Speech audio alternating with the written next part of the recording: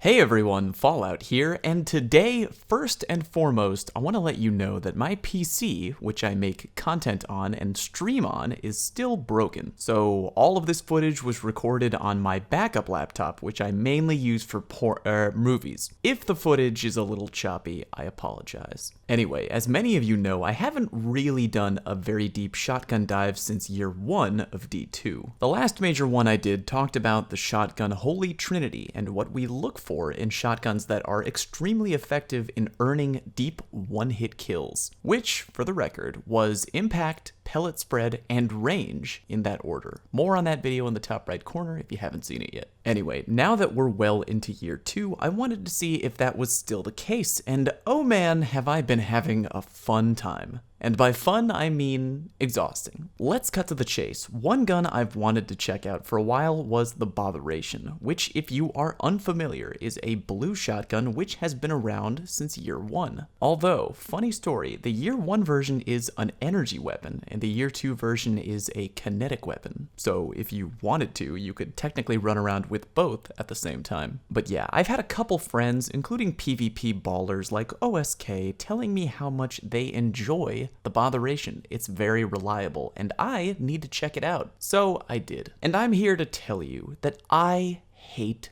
shotguns. Because they're inconsistent, because they're hard to test, because just when you think you have everything figured out, you pick up a gun like the Botheration. I very quickly found out what some of you already know. The Botheration is great at one-hit killing people from very far away. Shockingly great, actually. And therein lays the question, how the fuck is the Botheration so good? Reminder that as far as I know, the shotgun trinity has not changed. The Botheration fills the role of having the most important stat being very high. Impact. It has 80, putting it in the highest tier of kinetic and elemental shotgun impact. However, it does not have full choke. There is no unique barrel perk on this weapon or any reason to suspect that it would have a tighter pellet spread than any other regular shotgun, and yet it does. I went into a private match and did my usual shotgun song and dance testing. I had my friend put on 4 resilience, a fairly common PvP value, not too low, not too high. And I had them stand in one place, and I would fire at them from exactly 9 meters away. And out of 9 attempts, the Botheration was able to kill my test subject 6 times. I should also mention the Botheration was hitting an alarming number of pellets with every shot. Weird, right? Well, to bake your noodle even harder, check this gun out, a random Toil and Trouble that I picked up from doing PvE stuff. The Toil, by nature, has 80 impact, the exact same amount as the Botheration, and on top of that, it has more range. So naturally, the Toil should also be able to put down my friend from the exact same range,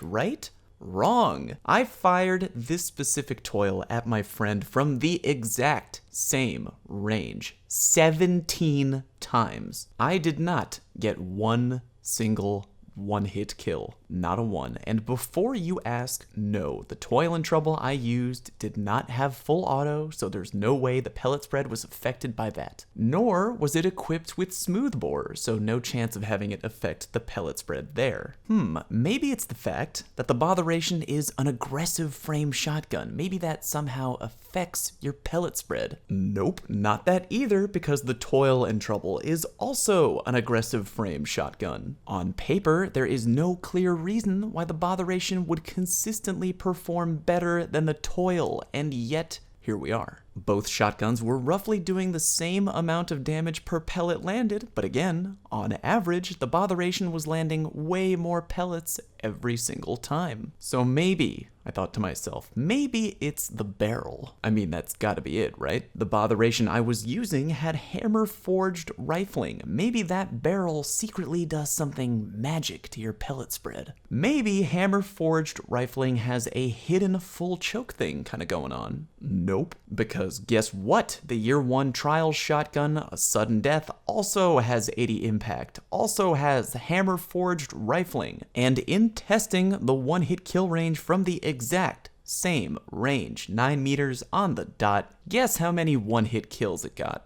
0. Nada. zilch. 9 times I pulled the trigger, 0 times did I achieve a one-hit kill. And again, the sudden death not only has the same barrel, but it has more range than the Botheration while maintaining the same level of impact. 80. And before you finish typing that comment, no, it has nothing to do with my aim. You'll notice in some of these choppy clips that sometimes I'm aiming my shotgun a little low. Trust me, that's how you do it for deep one-hit kills. Believe me, I would know. If you aim too high, like around the chest nipple area, you're gonna whiff the one shot like every time. You have to aim low-ish around the waist, crotch area. So no to those of you who were planning on saying that. Oh, and on top of that, sudden death is also an aggressive frame shotgun. Same shotgun archetype, same impact, same barrel. One does way better than the other, despite the fact that it has less range than its bigger brother. Again, the number of pellets I landed with the sudden death from 9 meters hovered around an average of 5 every time I pulled the trigger, close to what the toil was pulling off. So the question remains, why is the Botheration naturally hitting way more pellets on average than both these guns? And do you want to know the truth? I literally have no idea. I know you were probably hoping I'd pull back the curtain and reveal some kind of grand piece of new knowledge, new information that would explain everything, but I gotta be honest, I got nothing. Believe me, I am as frustrated as you are. I mean, maybe we could chalk it up to the golden rule. Shotguns are inconsistent. Maybe it's just luck? Pure RNG luck that I got all those one-hit kills with the Botheration? Bad pellet spread RNG on the shots I took with the other shotguns? But I mean,